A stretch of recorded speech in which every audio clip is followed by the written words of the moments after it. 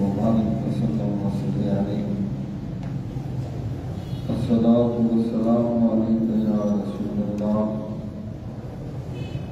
وعلى آلك وأصحابك يا حبيب الله الصلاة والسلام عليك يا شفيع المذنبين وعلى آلك وأصحابك يا رحمة للعالمين رب اشرح لي صدري ويسر لي أمري واحلل عقدة من لساني يفقهوا قولي اللهم أرنا الحق حقا وارزقنا اتباعه وأرنا الباطل باطلا وارزقنا اجتنابه اللهم أرنا الأشياء كما هي. یہ 5ویں پارے کا 7واں رکوع ہے. 5ویں پارے کا 7واں رکوع. اعوذ باللہ من الشیطان الرجیم بسم اللہ الرحمن الرحیم یا ایھا الذین آمنوا خذوا حذرکم فانفروا ثبات او انفروا جمیعا. یہ جو رکوع ہے اس میں اللہ تعالیٰ نے اہل ایمان کو منافقین اور منکرین کے شر سے بچنے کا طریقہ بیان فرمایا اور اس کی تاکید فرمائی اور پھر منافقین کے رویے کو بیان کیا کہ وہ مسلمانوں کے ساتھ کیسا رویہ رکھتے ہیں اور پھر اہل ایمان کو جہاد کی ترغیب دی. اللہ رب العزت نے ارشاد فرمایا یا ایھا الذین آمنوا، اے وہ لوگوں جو ایمان لائے ہیں، خذوا حذرکم. خذوا ہوتا ہے اخذ یاخذ کا معنی ہے پکڑ لینا. خود پکڑ لے اسی کی جمع ہے خذو. تم پکڑ لو، لازم پکڑو. حذرکم، حذر احتیاط کرنا، اپنی احتیاط کو. اے ایمان والو احتیاط کو لازم پکڑو. فانفروا، فاپس ثبات، ثباتاتوں کی جمع ہے گروہ در گروہ ہو کر. او یا انفرو، تم نکلو جمیعاً اکٹھے ہو کے. اہل ایمان کو پہلا حکم یہ دیا کہ خذوا حذرکم، کہ اپنی احتیاط کو لازم پکڑو. اس کا مطلب یہ ہے کہ اللہ رب العزت جو کچھ کرنا چاہتا ہے وہ ہو جاتا ہے. کوئی تدبیر، کوئی احتیاط اس کو نہیں روک سکتی. لیکن اللہ تعالیٰ نے اہل ایمان کو حکم دیا ہے کہ تم اپنی طرف سے پوری احتیاط کے ساتھ اپنی زندگی بسر کرو. اور جب ایک صحابی رسول کریم علیہ السلام کی بارگاہ میں آئے اور کہنے لگے کہ میرا اونٹ بھاگ گیا ہے. آپ نے فرمایا کہ تم نے اونٹ کا گھٹنا باندھا تھا. انہوں نے کہا کہ میں نے اللہ پہ توکل کیا تھا. آپ نے فرمایا ایک ثم توکل، پہلے اس کا گھٹنا باندھ پھر اللہ پہ توکل کر. یعنی رسی ٹوٹ بھی سکتی ہے. توکل کا یہ مقصد ہے کہ خنجر تیز رکھ اپنا، پھر انجام اس کی تیزی کا مقدر کے حوالے ہے. یعنی مراد یہ ہے کہ بندے کو اپنی طرف سے، لیکن ایک بندہ جو ہے وہ ٹرین کے آگے بیٹھ جاتا ہے اور پھر وہ کہتے ہیں کہ بس میری قسمت میں تھا وہ ہو گیا، تو وہ قسمت کے ساتھ مذاق کر رہا ہے. تو اللہ تعالیٰ نے حکم دیا کہ اپنی احتیاط کو لازم پکڑو. اور رسول کریم علیہ السلام نے فرمایا کہ المومن لا یلدغ من جحر مرتين، کہ اگر کوئی بندہ کسی ایمان والے کو ایک موقع پہ دھوکہ دے بھی جائے تو مومن ایک سوراخ سے 2 مرتبہ بھی ڈسا جاتا ہے۔ مومن جو ہے وہ لا ضرر ولا ضرار، نہ کسی کو دھوکہ دیتا ہے اور نہ کسی سے دھوکہ کھاتا ہے، اور اگر کوئی اس کو دھوکہ دے بھی جائے تو وہ دوسری مرتبہ دھوکہ نہیں کھاتا۔ تو میں یہ کہنا چاہتا ہوں کہ انسان کو کوئی بھی کام ہو، زندگی کا کوئی بھی مرحلہ ہو، کوئی بھی شعبہ ہو، اپنی طرف سے پوری کوشش کرنی چاہیے۔ یہ کوشش بھی حکم الہی ہے، اور پھر جو کچھ بھی ہو اسے اللہ تعالیٰ کے سپرد کر لینا چاہیے۔ تو خذوا حذرکم، یہ پہلا حکم دیا۔ فرمایا فانفروا ثبات او انفروا جميعا، یہ بھی گویا احتیاط کی ہی ایک صورت ہے۔ دیکھیں، صرف کسی چیز کو اور غلبہ پانے کے لیے یا کسی مقصد میں کامیابی کے لیے صرف طاقت کافی نہیں ہوتی، حکمت بھی بڑی ضروری ہوتی ہے۔ اگر ایک بندے کے پاس طاقت تو ہے لیکن حکمت نہیں ہے تو ممکن ہے وہ بڑی طاقت ہونے کے باوجود ناکام ہو جائے۔ اگر ایک بندے کے پاس اسباب کم ہیں لیکن اللہ نے اسے حکمت عطا فرمائی ہے تو ذرے غالب یہ ہے کہ وہ اپنی حکمت سے غلبہ پالے گا اور اپنی حکمت سے مثبت نتائج حاصل کرے گا۔ تو یہ بھی گویا اس کا ایک طریقہ ہے۔ فانفروا ثبات، اب دیکھیں رسول کریم صلی اللہ تعالیٰ علیہ وسلم کی سیرت مبارکہ میں ایک جامع تعلیمات ملتی ہیں، یعنی ایک وہ موقع آیا بدر کا کہ جب بظاہر مادی اسباب نہیں تھے لیکن آپ یہ سمجھتے تھے کہ اگر اس مرتبہ ہم ڈٹ جائیں تو اللہ ہماری مدد فرمائے گا اور ہم کفر کی کمر توڑ دیں گے۔ آپ میدان میں گئے اور اللہ تعالیٰ نے غلبہ عطا فرمایا، اللہ تعالیٰ نے فرشتے بھیج دیے۔ اور دوسرا موقع یہ کہ جب آپ مکہ مکرمہ میں تھے تو بہت سے ایسے لوگ تھے جو چاہتے تھے کہ ہمیں جہاد کی اجازت ملے، ہم ان سے لڑیں۔ حضرت عمر فاروق رضی اللہ تعالیٰ عنہ نے کہا کہ ہمیں اجازت دیجیے، ہم ان سے لڑائی کرتے ہیں۔ تو آپ نے فرمایا یا عمر انا قلیل، اے عمر ہم تھوڑے ہیں۔ یعنی زمینی اسباب کو ملحوظ خاطر رکھنا، زمینی حقیقتوں کو ملحوظ خاطر رکھنا، یہ بھی ایمان کے تقاضوں میں سے ایک تقاضا ہے۔ اور اگر کبھی ایسا موقع آ جائے کہ بندے کو کود جانا پڑے تو یہ بھی ایمان کے تقاضوں میں سے ایک تقاضا ہے۔ اس کا فیصلہ نور بصیرت سے کیا جاتا ہے اور حکمت و دانائی سے کیا جاتا ہے۔ تو اللہ تعالیٰ نے فرمایا فانفروا ثبات، پس تم نکلو گروہ تر گروہ، یعنی ٹولیوں کی شکل میں۔ اگر تم یہ سمجھتے ہو کہ ٹولیوں کی شکل میں جس طریقے سے غزوہ بدر سے پہلے تھا کہ کچھ لوگ جاتے تھے، تو اگر تم یہ سمجھتے ہو کہ ٹولیوں کی شکل میں زیادہ اسباب ہیں تو تم ٹولیوں کی شکل میں نکلو، اب انفروا جميعا۔ اور اگر تم سمجھتے ہو اگر ہم یک بار کی حملہ کریں گے تو پھر فتح کے زیادہ چانسز ہیں تو پھر تم یک بار کی حملہ کرو۔ مطلب یہ ہے کہ حکمت سے کام لو، جیسے موقع کا تقاضا ہو اس طریقے سے کام کرو، تب اللہ کی نصرت تمہارے سامنے حاضر ہو جائے گی۔ جب بندہ اپنی طرف سے پوری کوشش کر دیتا ہے تو پھر اللہ کی مدد اس کے سامنے حاضر ہو جائے گی۔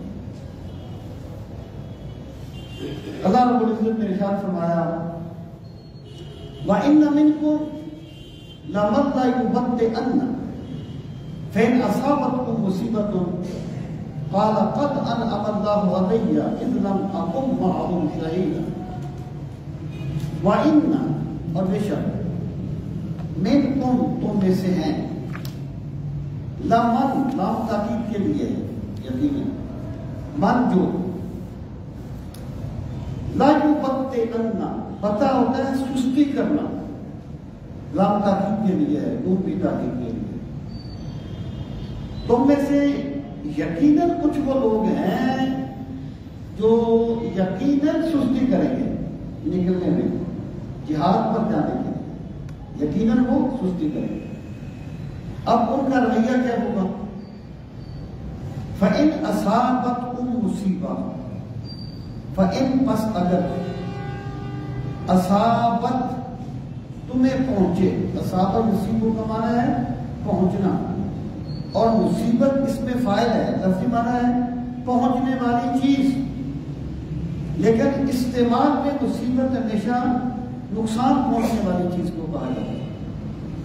تو فرمایا فَإِنْ أَصَابَتْكُمْ مُصِیبَةٌ، اگر پہنچے تمہیں کوئی پہنچنے والی چیز، یعنی کوئی مشکل چیز، کوئی مصیبت جس کو ہم اردو میں کہتے ہیں، قالا، تو وہ لوگ کہیں گے قد انعم اللہ علیہ، قد تحقیق انعم انعام فرمایا اللہ تعالیٰ نے علیہ مجھ پر، تو وہ کہے گا اگر مسلمانوں کو کوئی تکلیف پہنچ گئی، نقصان ہو گیا، بندہ شہید ہو گیا، وہ کہے گا اللہ نے مجھ پہ بڑا احسان فرمایا۔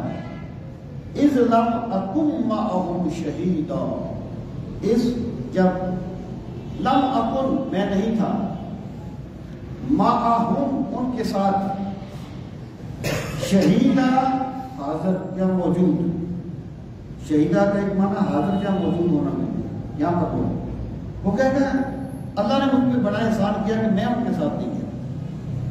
پہلے آیت سونے میں اس کی فلم آتا ہے بلائن اصابکم، اور اگر اصابہ پہنچے ان تمہیں، فضل من اللہ، اللہ کی طرف سے فضل، مطلب کیا ہے؟ لیکن صحابہ کرام جو ہے نا، انبیاء کے بعد دنیا کا بہترین طبقہ ہے، ان کا ایمان آئیڈیل ہے، آئیڈیل ایمان ہے صحابہ۔ فضل من اللہ سے مراد کیا ہے کہ اگر اتنے مخلص لوگ بھی فتح پاتے ہیں تو وہ یہ نہ سمجھیں کہ یہ ہماری دانش مندی کا نتیجہ ہے یا یہ ہماری محنت کا نتیجہ ہے، وہ یہ سمجھے ہمارے رب نے ہم پہ فضل فرمایا۔ سبحان اللہ، سبحان اللہ۔ یعنی عدد ہوتا ہے عمل کے برابر دینا، اور فضل ہوتا ہے عمل سے بڑھ کر دینا۔ سبحان اللہ۔ جب صحابہ کرام کو ملنے والی نعمت اللہ کا فضل ہے تو ماؤ شمار کیوں ترازو لے کے بیٹھ جاتے ہیں کہ میں نے یہ کیا اور میں نے یہ کیا؟ اور اگر پہنچے انہیں فضل من اللہ، اللہ کی طرف سے کوئی فضل ہے، یعنی فتح مل جائے، مال غنیمت مل جائے، لَيَقُولَنَّ، لام تاکید کے لیے، نون بھی تاکید، یقیناً وہ کہے گا، وہی بندہ جو کہے گا اللہ کا مجھ پہ بڑا احسان ہوا کہ میں گیا نہیں، لَيَقُولَنَّ، یقیناً وہ کہے گا۔ اس کی کیفیت کیا ہوگی؟ كَأَن لَّمْ تَكُن بَيْنَكُمْ وَبَيْنَهُ مَوَدَّةٌ، یعنی ہونا کیا چاہیے تھا کہ جب ایک کامیابی ایک بھائی کو ملی ہے تو دوسرے کو خوش ہونا چاہیے، لیکن ان کا رویہ کیا ہوگا؟ جب آپ کو کامیابی ملے گی تو وہ اس طرح بولیں گے، کاف تشبیہ کے لیے، کاف جیسا کہ لم تکن نہیں ہے، بینکم تمہارے درمیان، وبینہم اور اس کے درمیان، مودۃ کوئی محبت کا رشتہ، یعنی انہیں تمہاری کامیابی اتنا دکھ دے گی کہ جیسے اس کا تمہارے ساتھ کوئی تعلق ہی نہیں ہے، اور وہ کہے گا یا لیتنی، اے کاش میں کنت معہم، میں بھی ان کے ساتھ ہوتا۔ کیوں ساتھ ہوتا؟ مال غنیمت کے لیے، یعنی ان کو مل گیا مجھے نہیں ملا، غالب تکن مودۃ یا لیتنی کنت معہم، کاش میں ہوتا ان کے ساتھ، فافوز، پس میں کامیاب ہو جاتا، فوزا عظیما، بہت بڑی کامیابی کے ساتھ۔ اب یہاں پر آپ غور کریں، پہلی بات یہ ہے کہ یہ کون لوگ ہیں جو سستی کریں گے؟ وَإِنَّ مِنْكُمْ، یقیناً تم میں سے ہیں کچھ لوگ، وہ کون لوگ ہیں؟ اس میں کوئی شک نہیں ہے کہ یہ میں آپ سے عرض کرتا رہتا ہوں کہ عملی رویے میں کچھ پیچھے رہ جانا یا مادی آرام کا خیال کرنا یہ مطلق ایمان کے منافی نہیں ہے. یہ ایک جبلی قسم کی کمزوری ہے جو عین ممکن ہے. میں دیکھیں نا سرکار غزوہ تبوک کے لیے گئے, 3 صحابہ جو ایمان میں بالکل کامل تھے وہ نہیں جا سکے. اب جاتے ہیں, کل جاتے ہیں, نہیں جا سکے. بعد میں پھر جو ہوا وہ لمبا واقعہ ہے. تو اس سے مراد مخلص مسلمان بھی ہو سکتے ہیں, نہیں نہ بالکل نمبر اللہ بنتے ہیں یہاں تک. لیکن بعد میں جو رویہ بیان کیا گیا ہے وہ اس پر دلیل ہے کہ اس سے مراد مخلص مسلمان نہیں ہے بلکہ منافق ہے. جو مخلص مسلمان ہے وہ تو اگر جہاد پہ نہیں جا سکے گا تو اس کو پچھتاوا ہوگا. اگر وہ مسلمانوں کو کامیابی ہوگی تو اس کو خوشی ہوگی. یہ تو ایمان کا تقاضا ہے. اور ایمان کا پتہ محض عبادات سے نہیں چلتا, انسانی رویوں سے چلتا ہے. اگر ایک بندہ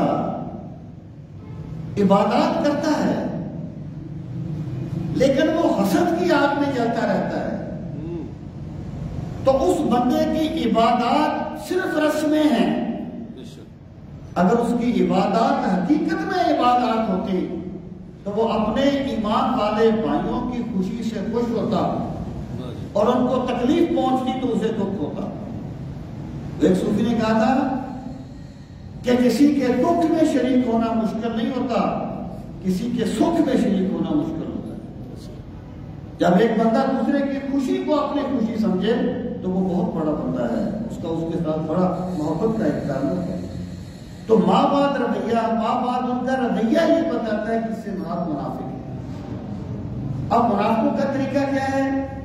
منافقوں کا طریقہ یہ بیان فرمایا کہ وہ اگر اہل ایمان کو کوئی مصیبت پہنچے تو وہ خوش ہوتے ہیں, اور اگر اہل ایمان کو کامیابی ملے تو پھر انہیں افسوس ہوتا ہے.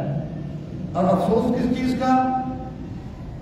افسوس اس چیز کا کہ ہم بھی جاتے تو ہمیں بھی مال غنیمت ملتا. مطلب یہ ہے کہ ان کی خوشی دنیا کے حوالے سے ہے, آخرت کے حوالے سے نہیں ہے. جبکہ ایمان والوں کی شان یہ ہے کہ وہ شہادت کے طالب ہوتے ہیں. وہ حضرت عمر بن جموح تھے نا رضی اللہ تعالیٰ عنہ, ایک صحابی تھے, اور ان کی ایک ٹانگ خراب تھی, لنگڑا کے چلتے. ان کے 4 بیٹے جا رہے تھے میدان ایک غزوے میں, تو وہ بھی لنگڑاتے ہوئے سرکار کی بارگاہ میں کہنے لگے یا رسول اللہ صلی اللہ علیہ وسلم میں بھی جہاد پہ جانا چاہتا ہوں. آپ نے فرمایا تمہارے 4 بیٹے جا رہے ہیں, تم کیوں جا رہے ہو؟ آرام کرو, گھر میں رہو. کہنے لگے یا رسول اللہ صلی اللہ علیہ وسلم میرا جی چاہتا ہے کہ میں اسی لنگڑی ٹانگ کے ساتھ جنت کی سڑکوں پر چلوں. سرکار نے انہیں اجازت دے دی. وہاں گئے, شہید ہو گئے. ان کے جس میں اقدس کو اونٹنی پہ رکھا گیا تو اونٹنی اٹھتی نہیں تھی.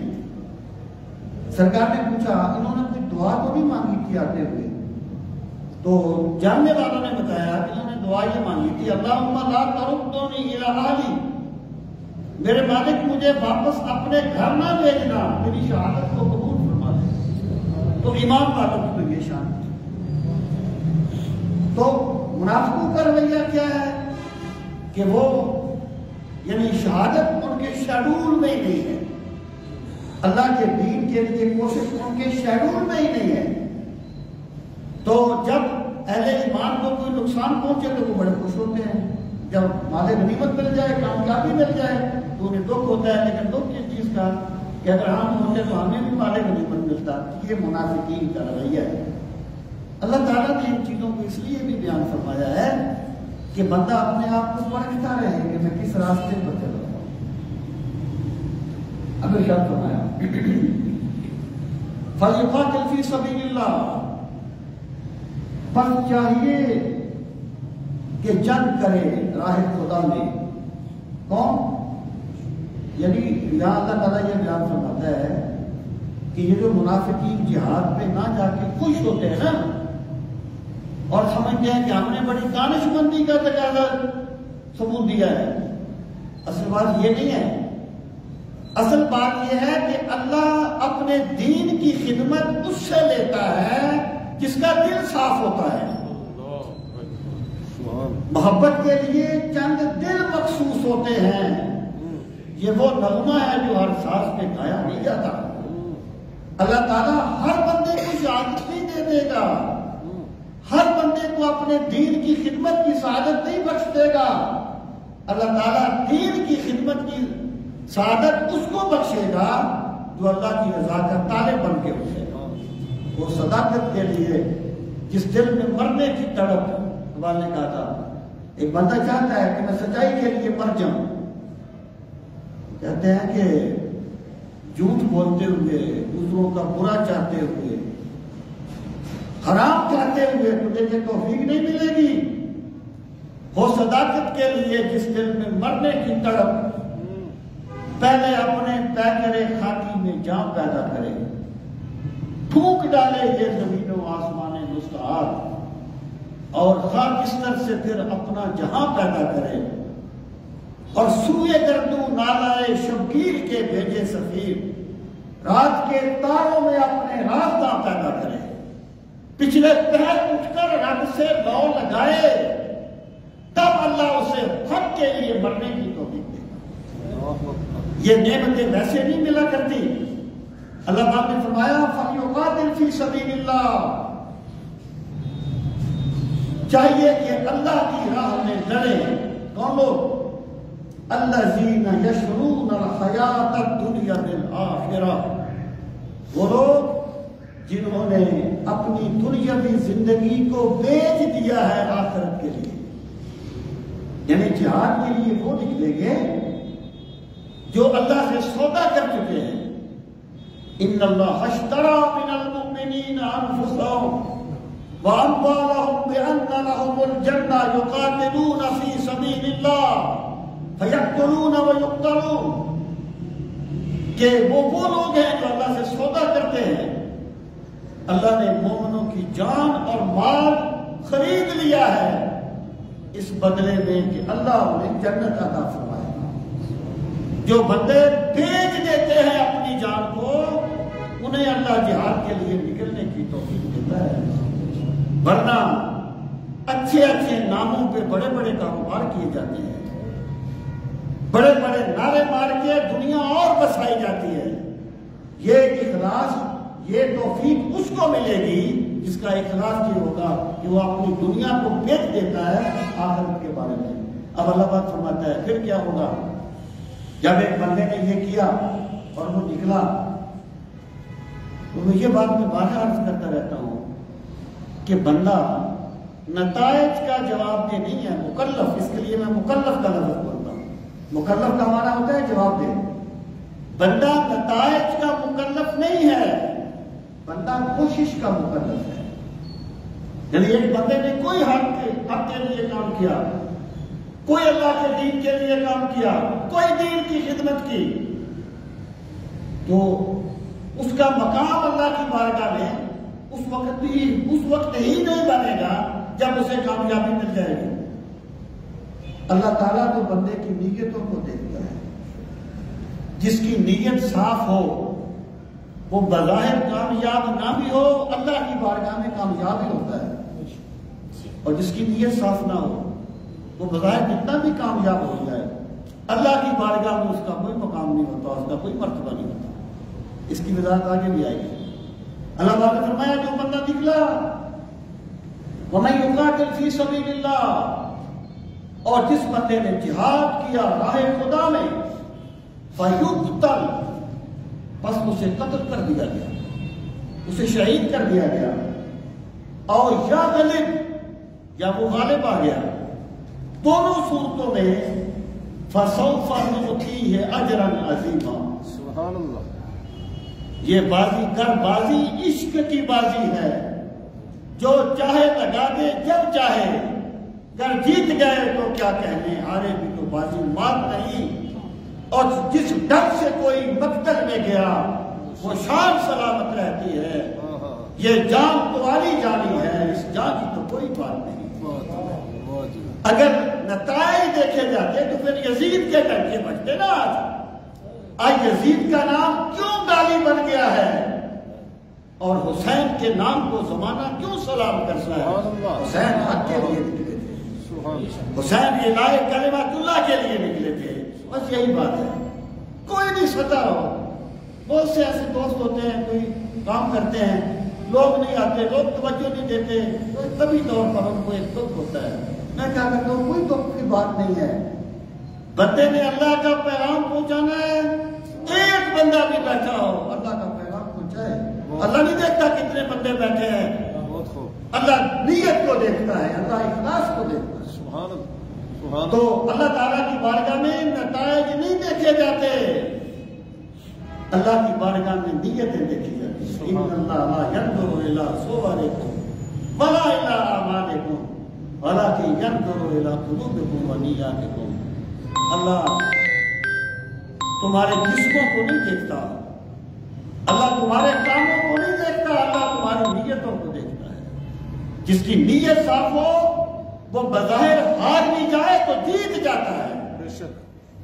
جس کی نیت میں فتور ہو وہ غلبہ بھی پالے تو ہار جاتا ہے. یہ فیصلے قیامت کے دن ہوں گے. یا فریدہ پتہ ادو نقصی جدوں کھلیاں کفن دیاں تڑیاں آئے، اس وقت صورتحال واضح ہوگی کہ میں نے کیا کیا تھا. علماء نے فرمایا فیقتل او یغلب.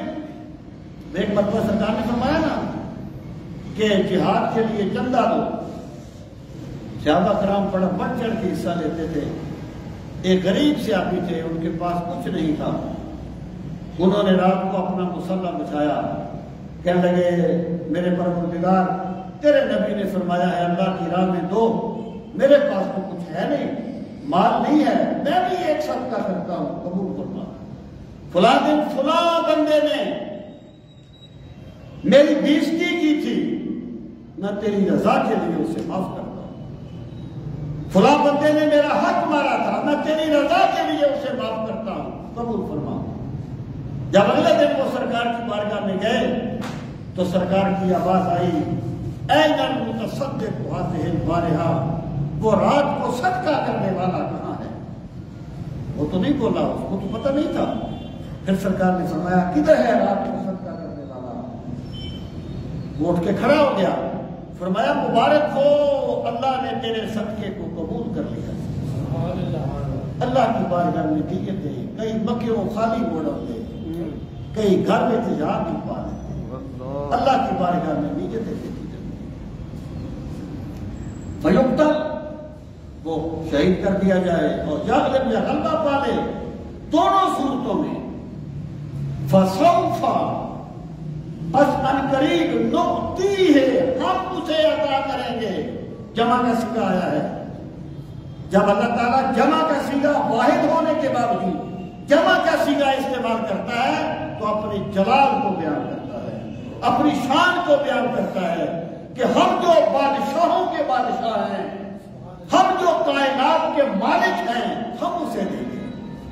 تو دیکھیں نا، ایک بادشاہ ہے، کوئی بندہ اس کے پاس جا کے کہے مجھے 1 روپیہ دے دو، بادشاہ کہے گا اس نے میری شان کے مطابق مانگا نہیں. بادشاہ اپنی شان کے مطابق دے گا. تو اللہ فرماتا ہے ہم اسے عطا کریں گے اجرا عظیما، بہت بڑا اجر ہم اسے عطا کریں گے. اب اللہ جسے بہت بڑا اجر کہتا ہے وہ کیا ہوگا، اس کا اندازہ ہم لگا نہیں سکتے. اب اللہ پاک نے اس حقیقت کو بیان کرنے کے بعد اہل ایمان کو جہاد کی ترغیب دی. اس وقت صورتحال کیا تھی؟ دیکھیں، دین کے لیے وطن چھوڑنا آسان کام نہیں ہوتا، اور دین کے لیے قبیلہ چھوڑنا بھی آسان کام نہیں ہوتا، دوست چھوڑنے بھی آسان کام نہیں ہوتا. ہم تو اس دور میں ہیں جب ہمیں مشکلات سے نہیں گزرنا پڑا. یہ بڑے مشکل کام ہے. اس وقت کیا تھا، بہت سے لوگ تھے ایسے جو اسلام قبول کر لیتے تھے. اب اسلام قبول کر لیا، اس پر تشدد شروع کر پوچھا گیا کہ تو مسلمان کیوں ہوا ہے؟ دزدی نہ کرتا ہے، کسیرا نہ کشتا ہے، جرمم ہمی کے عاشق روئے تو کشتا ہے۔ میں نے کوئی جرم نہیں کیا، میں نے کسی کو قتل نہیں کیا، مجھے صرف اس لیے مارا جاتا ہے کہ میں مدینے والے کی زلفوں کا قیدی ہو گیا ہوں۔ دزدی نہ کرتا ہے، کسیرا نہ کشتا ہے، جرمم ہمی کے عاشق روئے تو کشتا ہے۔ تو اس طریقے سے تشدد ہوتا تھا۔ اب اللہ پاک فرماتا ہے اہل ایمان کو کہ جن لوگوں پہ اللہ کے نام کی وجہ سے تشدد ہوتا ہے تم پر واجب ہے کہ تم ان کی مدد کرو۔ ارشاد فرمایا وما لکم، اور کیا ہو گیا ہے تمہیں، لا تقاتلون، تم جہاد نہیں کرتے، فی سبیل اللہ، راہ خدا میں، اور حالت کیا ہے، والمستضعفین من الرجال والنساء۔ یہ جو استضعفہ ہے نا، اس میں طلب آ جاتی ہے، الف سین اور تے میں جب یہ باب استفعال بن جائے نا اس میں طلب آ جاتی ہے۔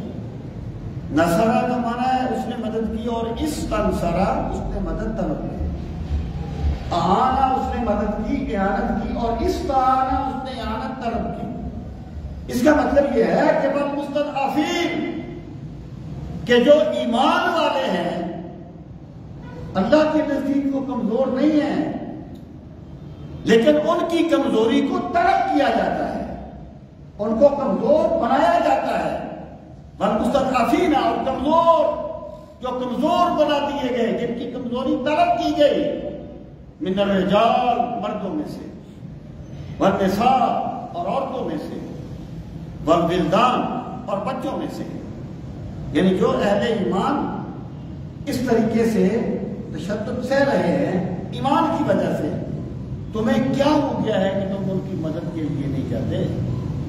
الذین، جو یقولون، کہتے ہیں، ربنا، اے ہمارے پروردگار، اخرجنا، تو نکال دے ہمیں، من ہذہ القریہ، اس بستی سے، الظالم اہلھا، ظلم کرنے والے ہیں جس کے باسی، یعنی وہ دعائیں ہاتھ اٹھا کے دعائیں مانگتے ہیں کہ پروردگار، دیکھیں انسان کو اپنا وہ شہر جہاں وہ پیدا ہوتا ہے بڑا محبوب ہوتا ہے، بڑا محبوب ہوتا ہے۔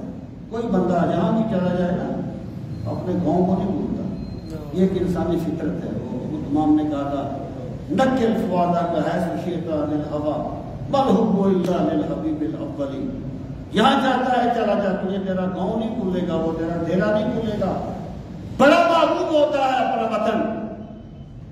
اور ان ایمان والوں کی شان یہ ہے، کہتے ہیں پروردگار یہ وطن ہمیں بھی بڑا محبوب تھا، لیکن اس وطن کی وجہ سے ہمارے ایمان کو خطرات لاحق ہو سکتے ہیں، اس لیے ہم اس وطن کو چھوڑنا چاہتے ہیں، تو سبیل پیدا کر دے، ہم اپنی جنم بھومی کو چھوڑ کر اپنا دین محفوظ کرنے کے لیے کسی اور شہر میں جا بسیں۔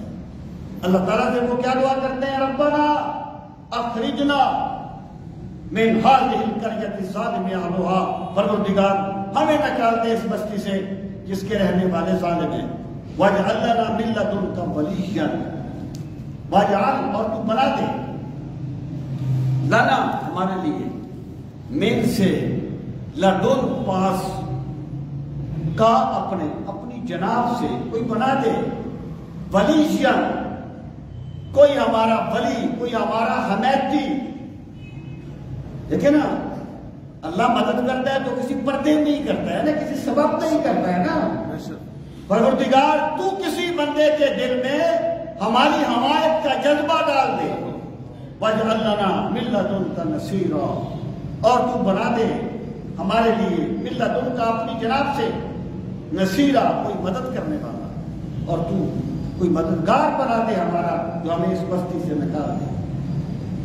اب فرمایا کہ رویے کیا ہوتے ہیں، دیکھیں نا بظاہر جو منافق تھے، یہ شروع میں جو آیا تھا کہ منکم، تم میں سے، بسا اوقات کوئی بات علی ضامن مخاطب کی جاتی ہے، یعنی جو بندہ جس سے خطاب ہے نا اس کے خیال کے مطابق ایک بات کی جاتی ہے، اس کو کہتے ہیں علی ضامن مخاطب۔ جیسے اللہ تعالیٰ قیامت کے دن فرمائے گا این شرکائی، میرے شریک کہاں ہیں؟ تو اللہ کا شریک تو کوئی نہیں۔ یہ علی ضامن مخاطب ہے، مشرکین کا یہ خیال تھا نا کہ یہ اللہ کے شریک ہیں، اس خیال کے مطابق بات کی گئی۔ تو وہاں پر منکم میں بھی ان کے خیال کے مطابق کہا گیا کہ وہ تم میں سے ہیں، کیونکہ وہ اپنے آپ کو نہیں کہتے تھے کہ ہم مسلمان ہیں۔ اب جب مسلمان جہاد کے لیے جاتے تو منافق بھی ساتھ چلے جاتے اگر وہ محسوس کرتے کہ غلبہ مسلمانوں کو ملے گا، لیکن نیتوں میں فرق ہوتا۔ بات تو نیت کی ہوتی ہے نا، منافق کس لیے لڑتا ہے، مومن کس لیے لڑتا ہے، اللہ پاک نے اس چیز کو دھیان رکھا۔ فرمایا الذین آمنوا، اور وہ لوگ جو ایمان لائے، یقاتلون فی سبیل اللہ، وہ جہاد کرتے ہیں راہ خدا میں، فی سبیل اللہ، ان کا مقصد صرف اور صرف یہ ہوتا ہے اللہ کا کلمہ بلند ہو جائے، اللہ کا کلمہ، اللہ کی بات، اللہ کا دین۔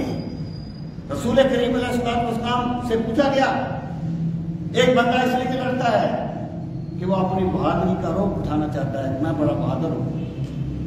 کوئی بندہ اس لیے لڑتا ہے کہ مجھے مال غنیمت مل جائے۔ آپ نے فرمایا اگر جہاد کرتے ہوئے کسی نے اونٹ کی رسی کی نیت بھی کی تو اس کا جہاد بھی فی سبیل اللہ نہیں ہے۔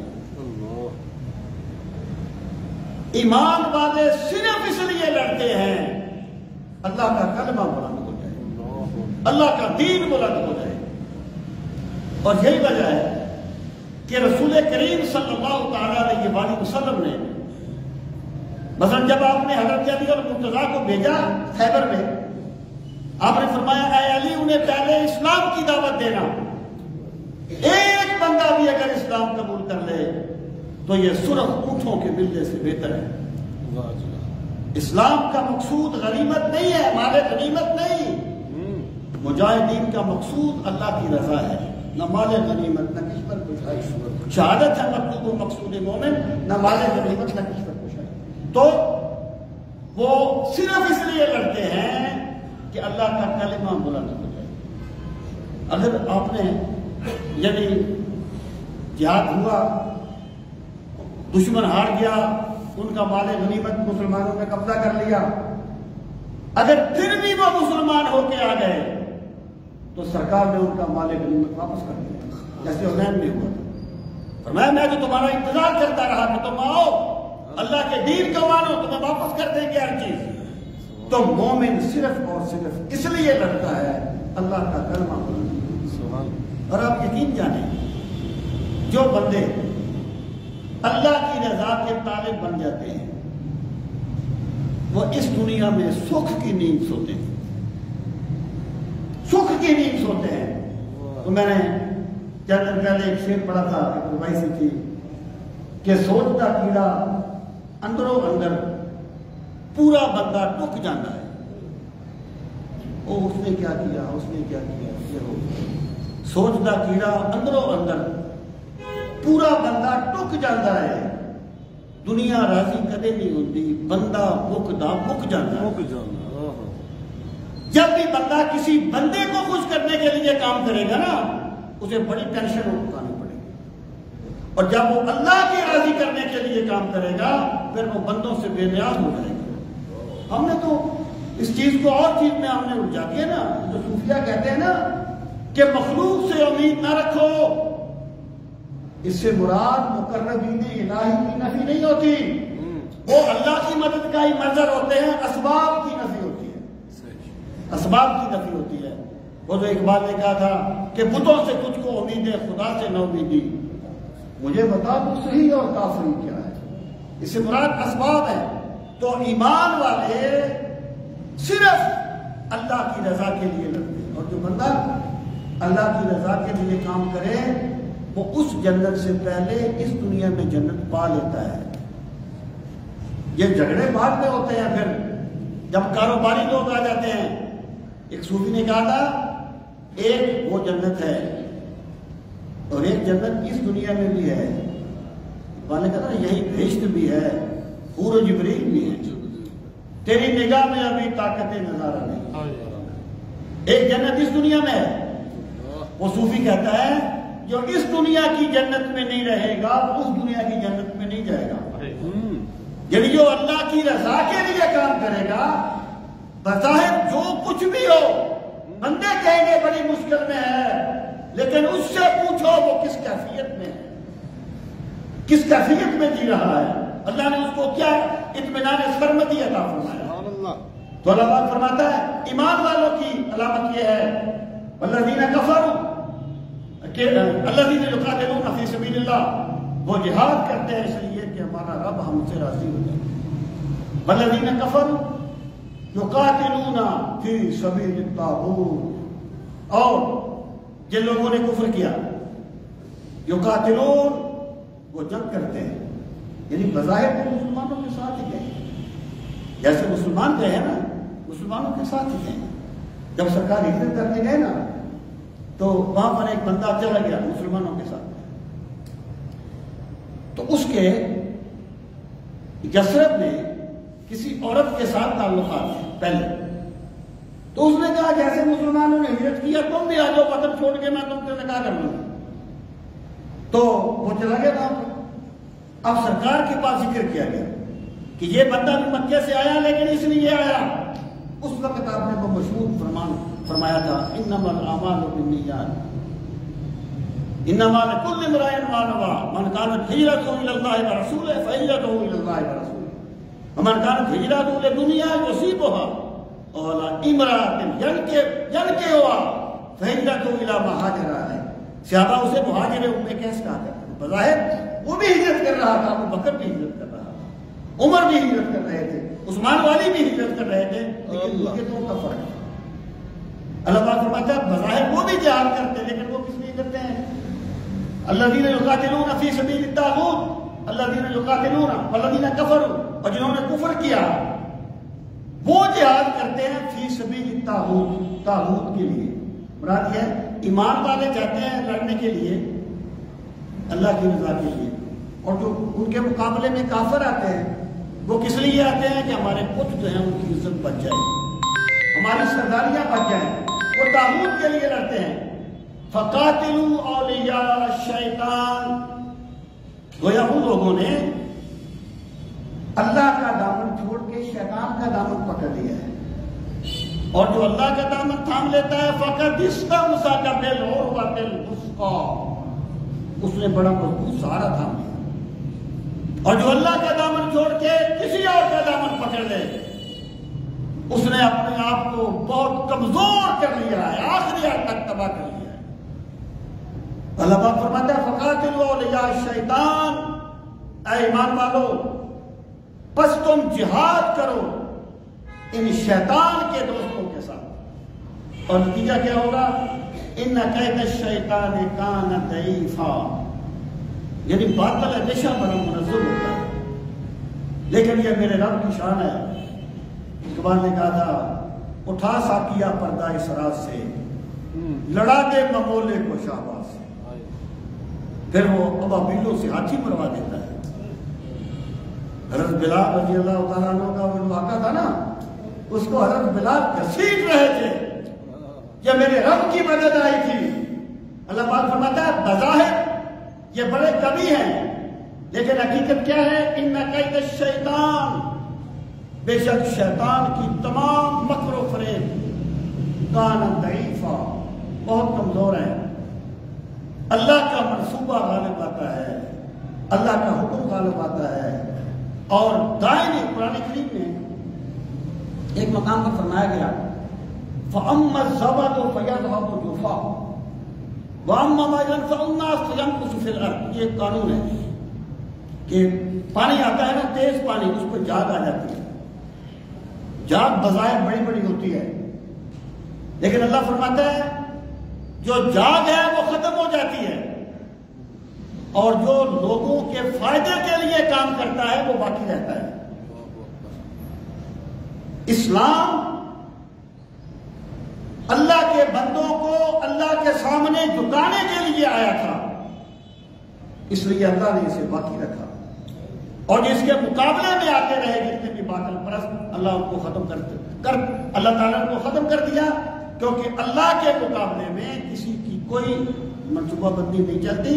ان قید الشیطان کان ضعیفا، بے شک شیطان کا تمام مکر و فریب بہت کمزور ہے۔ اللہ تعالیٰ ہمیں اپنے دین کا فہم صحیح نصیب فرمائے۔ یہ رکوع نہیں شروع کرتے آگے چلے آگے تب تو انشاءاللہ۔ الحمدللہ رب العالمین۔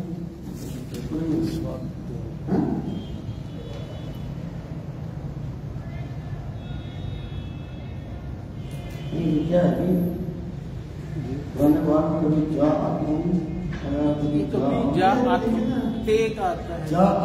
آگے اس کے بعد کوئی مؤنث ہوگا نا، جا جو ہے نا، جا وہ مذکر کا صیغہ ہے، مطلب جاءکم من اللہ نور، نور مذکر ہے تو جاءکم بالبینات، بینات مؤنث ہے، یا رسول اس کا فاعل رسل ہے، رسل جمع مؤنث ہوتی ہے سوائے جمع کی۔ جا مذکر کا صیغہ ہے، جاءت مؤنث کا ہے۔ جب فاعل مذکر ہو تو جا آئے گا، جب مؤنث ہو تو جا آئے گا، یہ وہی چیز۔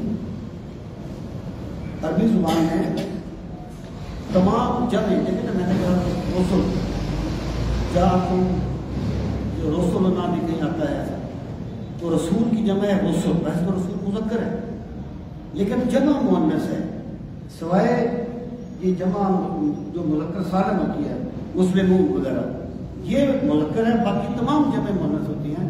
تو یہاں پر رسل آئے گا، وہاں بھی جاءت آئے گا، یہاں پر بینات آئے گا، وہاں بھی جاءت آئے گا، تو یہ مذکر مؤنث ہے۔ الحمدللہ رب العالمین والعاقبۃ للمتقین، الصلاۃ والسلام علی سید المرسلین وعلی آلہ واصحابہ اجمعین۔ ربنا آتنا فی الدنیا حسنۃ وفی الآخرۃ حسنۃ وقنا عذاب النار۔ پروردگار عالم ہم سب کی حاضری اپنی بارگاہ عالی میں قبول فرما۔ یا ارحم الراحمین، اپنی بے پناہ رحمتوں کا واسطہ ہمیں اپنی بندگی کا ذوق نصیب فرما۔ میرے مالک اپنے بے پناہ کرم کا واسطہ یا اکرم الاکرمین ہمیں قرآن مجید کا فہم صحیح نصیب فرما۔ میرے مالک ہمیں نعمت قرآن کو سمجھنے کی سعادت نصیب فرما، ہمیں قرآن کی تعلیمات کے مطابق عمل کرنے کی توفیق نصیب فرما۔ میرے مالک قرآن مجید کی انوار و تجلیات کا واسطہ ہمارے تاریخ دلوں کو منور فرما۔ میرے مالک ہماری قبروں کو بھی منور فرمانا، اور وہ بلال عالم ہمیں قیامت کے دن قرآن مجید کا نور نصیب فرما۔ یا ارحم الراحمین، قرآن مجید کی بے پناہ برکتوں کا واسطہ تمام دکھیوں کے دکھ دور فرما، تمام پریشان حالوں کی پریشانی دور فرما۔ میرے مالک تمام بیماروں کو شفائے کلی نصیب فرما۔ جمی مومنین مومنات مسلمین مسلمات اس جہان سے چلے گئے سب کی مغفرت فرما، سب کے درجات کو بلند فرما۔ میرے مالک جو تیرے بندے تیرے پاک کتاب کو سمجھنے کے لیے وقت دیتے ہیں، ان کی حاضری کو شرف قبولیت عطا فرما۔ میرے مالک ان کے وقت میں برکتیں عطا فرما، جان مال میں برکتیں عطا فرما، رزق میں برکتیں عطا فرما۔ ربنا تقبل منا انك انت السميع العليم وتب علينا انك انت التواب الرحيم، وصلى الله تعالى على خير خلقه ونبي الشهيد وزينة فرشه محمد وعلى آله وأصحابه أجمعين آمين برحمتك يا رب۔ اللہ سب کو جزائے خیر دیجیے، آپ کو